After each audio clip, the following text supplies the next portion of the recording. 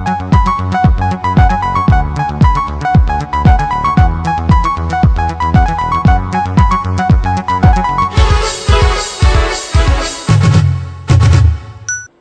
and welcome to the primetime news of headlinesindia.com on October 26, 2008, and I am Shekhar with some major news of the day. But first, the headlines.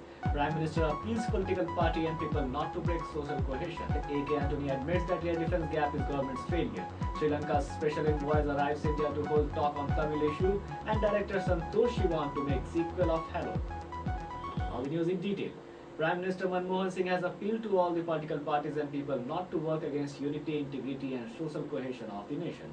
After returning from his two-nation tour of Japan and China last evening, Singh said that it is very unfortunate that these incidents have taken place, and he would appeal to all the parties and people in the country to realize the gravity of the situation.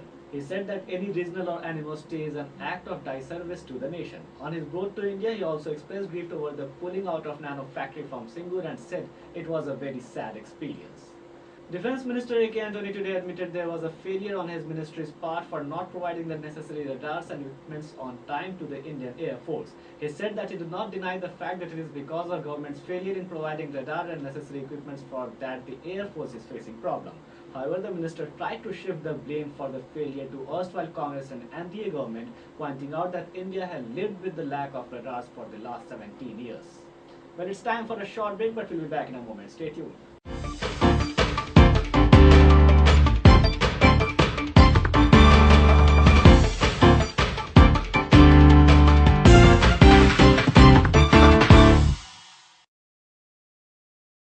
Welcome back. Sri Lankan presidential advisor Basil Rajapaksa arrived New Delhi on Saturday to assure Indian leaders about steps taken to safeguard Tamils trapped in the war zone.